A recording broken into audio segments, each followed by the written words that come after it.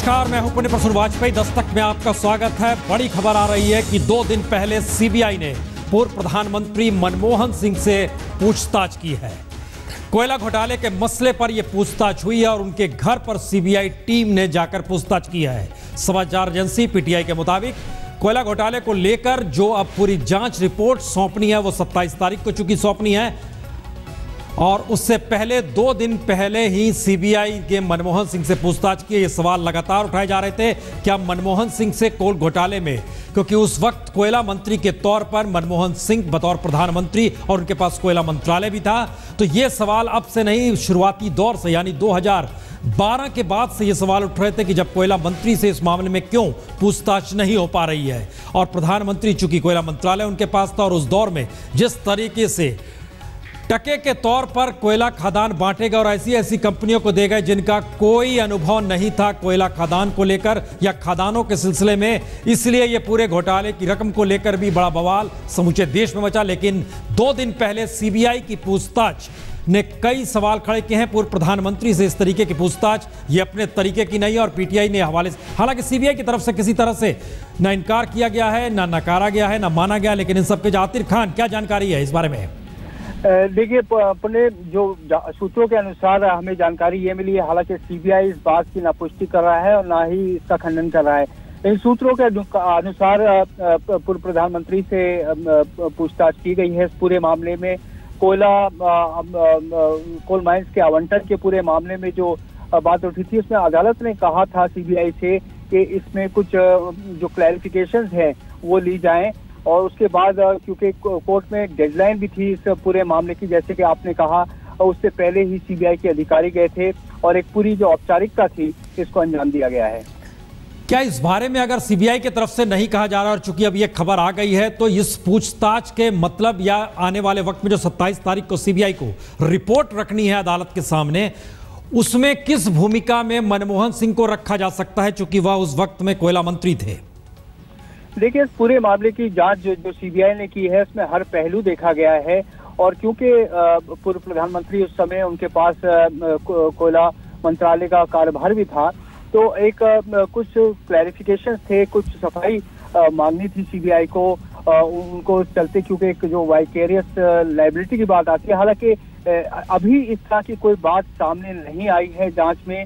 अब सीबीआई को अदालत में जवाब देना है और उसके बाद ही स्पष्ट होगा कि आखिर सीबीआई इस पूरे मामले में क्या रुख लेती है। चूंकि बीजेपी लगातार इस मुद्दे को उठाती रही थी, आखिर एक सवाल हर जहन में होगा कि सीबीआई के डायरेक्टर रिटायर हुए, उसके बाद नए डायरेक्टर आए। ये सवाल इससे पहले भी उठ रहा था कि क्यों आखिर पूर्व प्रधानमंत्री मनमोहन सिंह से पूछताछ नहीं हो पा रही है, जबकि पूरी की पूरी लिस्ट जो जारी हुई थी और इस पर अदालत ने भी चूंकि आक्षेप किया था जिस तरीके से कोयला खदानों का आवंटन हुआ है, तो क्या यह माना जाए कि पहली बार पूर्व सरकार के प्रधानमंत्री जो मनमोहन सिंह थे उनके ऊपर उनके सफेद इस कुर्ते पर एक दाग लगा है, यह माना जा सकता है या महज इसको पूछताछ के तौर पर औपचारिकता मानी जाए?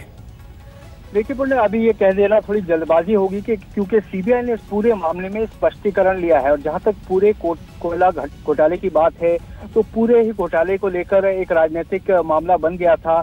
हालांकि कई जगह खदान का काम शुरू नहीं हुआ था, लेकिन उसके बावजूद एक मामला बन गया था। अदालत ने पूरी मामले की गहराई में गई है और सीबीआई से कहा है कि हर पहलू जो है एहतियातन वो इसका देखा जाए और इसी के मातहत अब पूर्व प्रधानमंत्री से सफाई ली गई है, जिसके बारे में अब सीबीआई अदालत को पूरी औपचारिक रूप से जानकारी देगी।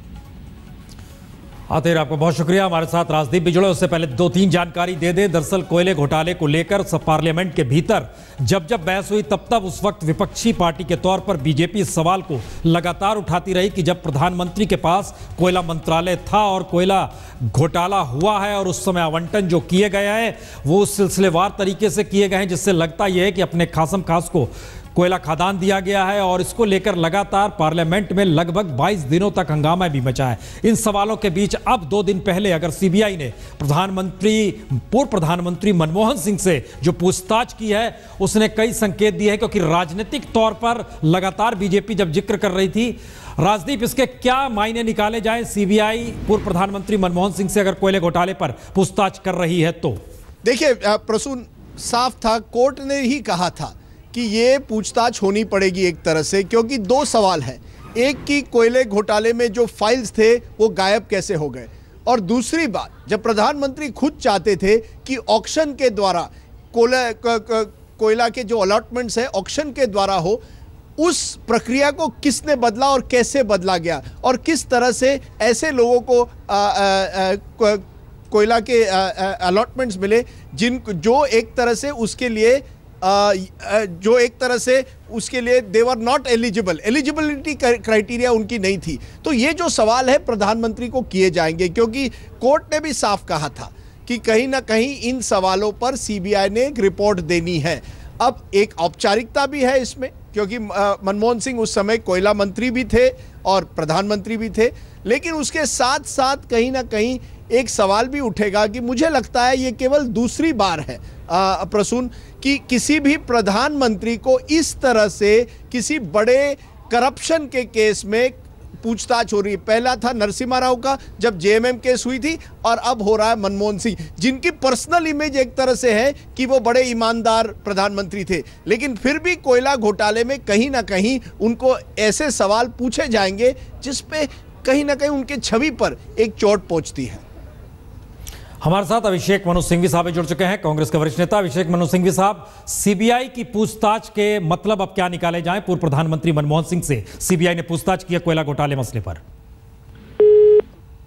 हेलो, फोन कट गया, लेकिन राजदीप, जिस बात का आप जिक्र कर रहे हैं उसमें एक बड़ा महत्वपूर्ण हिस्सा यह है कि यूपीए सरकार के ऊपर भ्रष्टाचार के जो भी आरोप लगे, और उस दौर में बीजेपी लगातार जिन आरोपों का जिक्र कर रही थी, अब चूंकि बीजेपी की सरकार है, सत्ता बदल चुकी है, लेकिन उन सब के बीच मनमोहन सिंह पाक साफ है, इसका जिक्र बार बार होता था। इस पूछताछ के बाद यह संकेत तो बहुत साफ आएंगे कि पूर्व सरकार में प्रधानमंत्री के दामन पर भी दाग।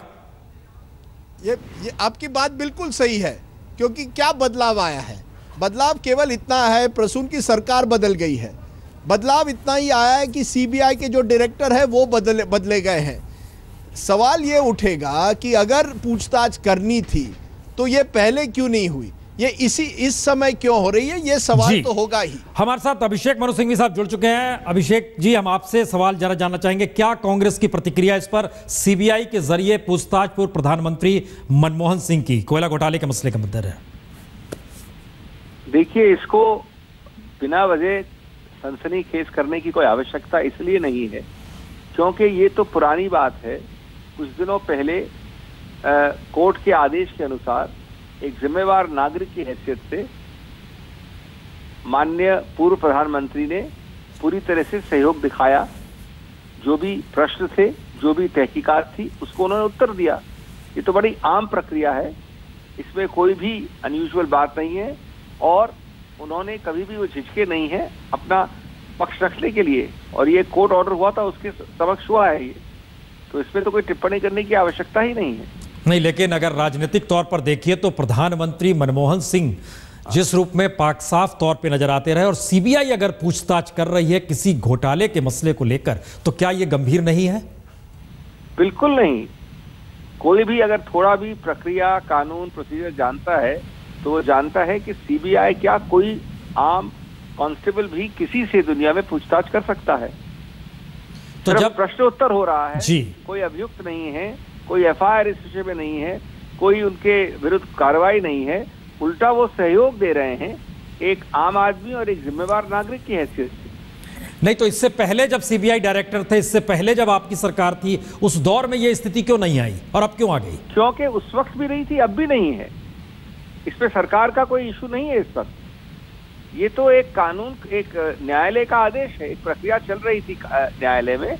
उन न्यायाधीश ने एक कुछ महीनों, कुछ हफ्तों पहले एक आदेश दिया था कि हम जब वो क्लोजर रिपोर्ट देखेंगे तो उसको देखने से पहले सब तथ्यों को और सब प्रश्नों को देखा जाए, और उसी प्रक्रिया में पूर्व प्रधानमंत्री के विषय में भी प्रश्न पूछे गए हैं।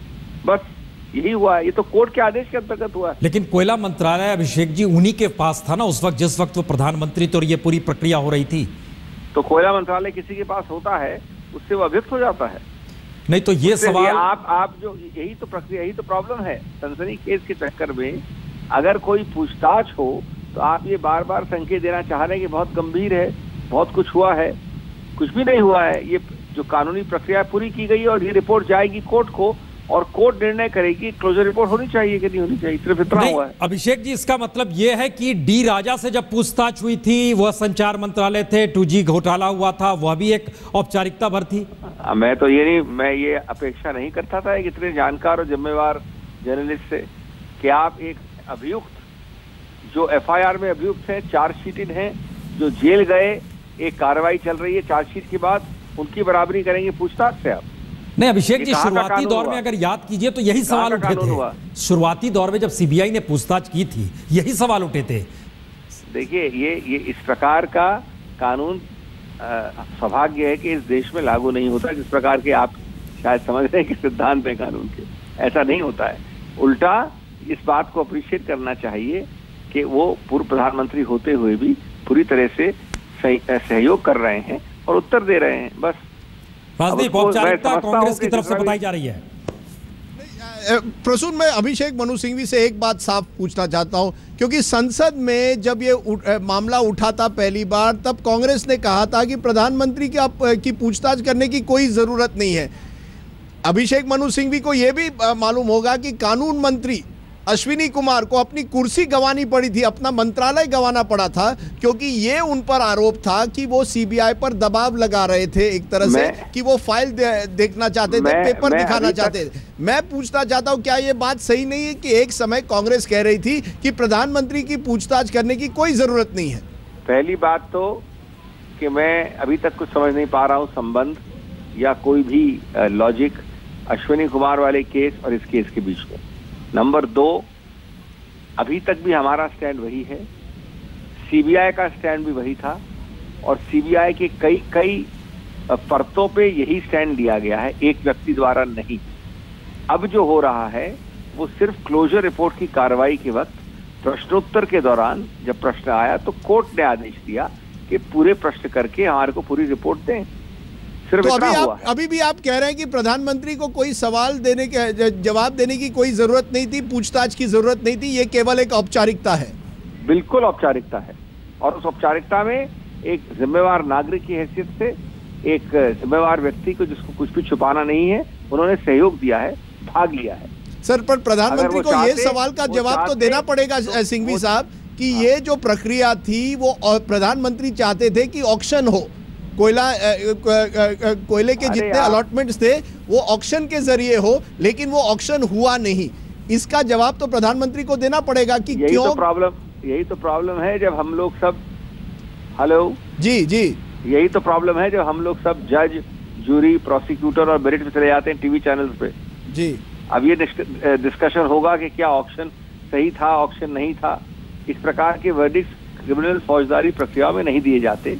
ये कुछ भी नहीं हुआ है, ये प्रश्नोत्तर हुआ है और उल्टा मैं समझता हूँ सराहनीय चीज है कि उन्होंने बिना विलंब के, बिना अवॉइडेंस के, बिना कहीं इधर उधर जाके कोई आंतरिक आदेश लिए पूरा सहयोग दिया और स्पष्ट रूप से आप इसे सिंघवी साहब जवाब दिया। औपचारिकता और एक जिम्मेदार नागरिक के तौर पर माने। GVL बीजेपी के प्रवक्ता भी हमारे साथ चूंकि जुड़ चुके हैं। GVL, पूर्व प्रधानमंत्री मनमोहन सिंह से पूछताछ CBI के जरिए कोयला घोटाले में महज औपचारिकता है या कहीं अब दामन पे दाग है? देखिए, उसको मात्र औपचारिकता नहीं कहा जा सकता है, क्योंकि इस मामले में कुछ ही दिन पहले आई थिंक CBI की अदालत की तरफ से भी एक पूछा गया कि क्यों प्रधानमंत्री, वो उस समय तत्कालीन कोयला मंत्री भी थे, उनसे क्यों पूछताछ नहीं किया गया।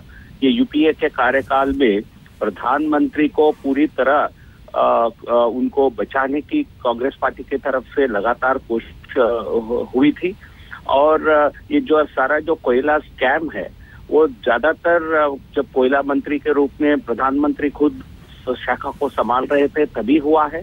तो इसलिए स्वाभाविक था उनसे पूछताछ करना, सारा जानकारी लेना, किस प्रकार की दबाव थी प्रधानमंत्री पर क्योंकि हम सब जानते हैं प्रधानमंत्री सभी निर्णय पार्टी का, सरकार में निर्णय भी वो तभी कर पाते थे जब पार्टी की तरफ से उनके ऊपर उनको सुझाव दिया जाता था। वो एक इंडिपेंडेंट प्राइम मिनिस्टर के रूप में प्रधानमंत्री मनमोहन सिंह ने कभी काम नहीं कर पाए।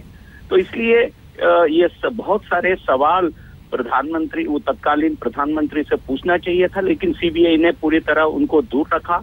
और अश्विनी कुमार जिस प्रकार कोयला स्कैम के जो रिपोर्ट सुप्रीम कोर्ट में जो पेश करना था, जिस प्रकार उसको रिपोर्ट को मॉडिफाई करने के लिए नहीं, तो जीवीएल इसके दो मतलब हैं जो आप कह रहे हैं। जीवीएल इसके दो मतलब हैं। एक, उस समय अदालत के ऊपर भी दबाव था और सीबीआई पर भी दबाव था, इसलिए पूछताछ नहीं हो पा रही थी।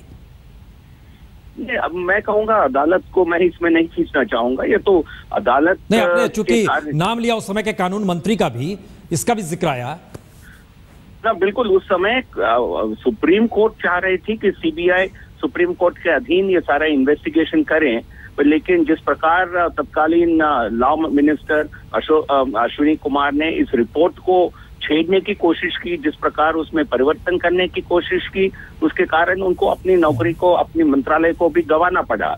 तो इसमें उस घटना से बिल्कुल स्पष्ट हो जाता है कि कोयला स्कैम का पूरी तरह निष्पक्ष जांच नहीं हो पाती। और अब कुछ ही महीने पे, कुछ ही सप्ताह पहले जो सीबीआई की स्पेशल अदालत ने जो सीबीआई को फटकार लगा के कहा है कि आप उस समय के मंत्री से क्यों पूछताछ नहीं किए हैं, कम से कम उनसे जानकारी क्यों नहीं लिया गया, पूछताछ क्यों नहीं किया गया। मैं समझता हूँ सीबीआई की जो अभी जो कार्रवाई है ये उसी कोर्ट के तरफ से इस तरह की सवाल पूछे जाने पर किया जा रहा है। और जब पूछताछ होगी तो मैं समझता हूँ वो पूरी तरह एक इंडिपेंडेंट और एक कॉम्प्रहेंसिव इंक्वायरी होगी। ऐसा कोई कोर्ट को सिर्फ खुश करने के लिए कोई बातचीत करेंगे, मैं ऐसा नहीं समझता हूँ, क्योंकि उनको कोर्ट के सामने ये सारी जानकारी रखनी होगी और कोर्ट को इस बात से संतुष्टि भी होना पड़ेगा। तो इसलिए मैं समझता हूँ जो भी पूछताछ हो रही है पूरी सीरियसनेस और कॉम्प्रहेंसिव तरीके से होगी, ये कोई खाना पूर्ति के लिए नहीं होगी, ऐसा मैं समझता हूँ। यानी आप संकेत दे रहे हैं कि आने वाले वक्त में यह सिलसिला और बढ़ेगा, क्योंकि तुरंत में एक पहली पूछताछ महज है ये, इसके बाद भी पूछताछ हो सकती है। क्योंकि क्योंकि सीबीआई सीधा कोर्ट को रिपोर्ट करती है इन मामलों में, सरकार की कहीं भी इसमें सरकार की दखल कहीं भी नहीं है। तो ये सीबीआई के स्पेशल कोर्ट के पूछने पर किया गया। मैं समझता हूँ यदि ये पूछताछ ढंग से नहीं होगी, कॉम्प्रहेंसिव नहीं होगी, सारी जानकारी नहीं दिया जाएगा कोर्ट को, तो कोर्ट से फिर सीबीआई को सुनाया जाएगा। तो इसलिए सीबीआई मैं समझता हूँ पूरी सीरियसनेस से, कॉम्प्रहेंसिव तरीके से जानकारी लेगी। चलिए, बहुत बहुत शुक्रिया जीवीएल। तो कांग्रेस की तरफ से इसे महज औपचारिकता बताया जा रहा है, बीजेपी बहुत साफ तौर पे कर रही है कि इससे पहले जिस तरीके से पहले ये पूछताछ होनी चाहिए थी नहीं हुई। इसके कई संकेत हैं। क्या सीबीआई पहले दबाव में थी? क्या पहले किसी रूप में सरकार की तरफ से दबाव था कि प्रधानमंत्री मनमोहन सिंह जिस समय प्रधानमंत्री थे और उसके बाद की परिस्थिति में बहुत परिवर्तन आया और 2 दिन पहले पूछताछ सीबीआई ने उनके घर पर जाकर की है। यह सिलसिला 27 तारीख को रिपोर्ट भी सौंपी जानी है, उसके मद्देनजर पूछताछ जरूरी थी। यह बात कुछ देर पहले ही समाचार एजेंसी पीटीआई के जरिए जाहिर की गई है। सीबीआई की तरफ से इस खबर को इनकार नहीं किया गया है। हालांकि इस बात पर कुछ तो मनमोहन सिंह से पूछताछ हुई है, लेकिन दूसरा मसला ग्रेट डिबेट का है और इस ग्रेट डिबेट का मतलब यह है कि दरअसल ग्रेट डिबेट 2 के बीच होनी है। उनके चेहरे भी आ जाएंगे अभी, लेकिन आइए जरा समझने की कोशिश कीजिए कि ग्रेट डिबेट का इंतजार हो रहा है। इससे पहले भी बहुत मौके हिंदुस्तान में आए हैं। लोहिया ने 1963 में संसद के भीतर डिबेट की थी। जेपी इंदिरा गांधी से डिबेट भ्रष्टाचार को लेकर करना चाहते थे। लाल कृष्ण आडवाणी मनमोहन सिंह से चाहते थे डिबेट हो जाए। सिब्बल ने तो नरेंद्र मोदी से कहा था कि जगह तय कर लीजिए, भाषा तय कर लीजिए, मुद्दा तय कर लीजिए, वही बात हो जाएगी। मोदी ने असम में जाकर कहा था इस चुनावी प्रचार के दौरान राहुल गांधी से आप डिबेट कर लीजिए। केजरीवाल ने भी नरेंद्र मोदी को कहा था आप डिबेट कर लीजिए। आज फिर एक आवाज आई कि डिबेट हो जानी चाहिए दिल्ली चुनाव से ऐन पहले। जरा सुनिए डिबेट के तरीके क्या हैं। और मैं उनसे अपील करता हूं कि ये जनतंत्र के लिए एक बहुत अच्छी पहल होगी अगर दोनों के बीच में एक डिबेट हो, अलग अलग मुद्दों के ऊपर हो। I accept the challenge. I'll do it in the assembly now. I'll do it in the assembly, and before that, I'm now focusing on delivery rather than only debates. Assembly में तो चुनाव के बाद होगा। चुनाव के पहले जनता व्यूज जानना चाहती है ना, कैसे इन्फॉर्म्ड चॉइस करना चाहती है जनता। तो इन्फॉर्मेशन जनता को तभी मिलेगी जब जनता। What have I been doing is delivery of goals, delivery of vision, delivery of programs, delivery of services. तो डिबेट तो होगी नहीं, लेकिन दिल्ली की सड़क पे गाली वाला मिजाज दूर की गोटी हो चली है। हंगामा दर हंगामा टिकटों के लिए हमें नहीं दिया, उसे क्यों दे दिया, सब कुछ आज सड़क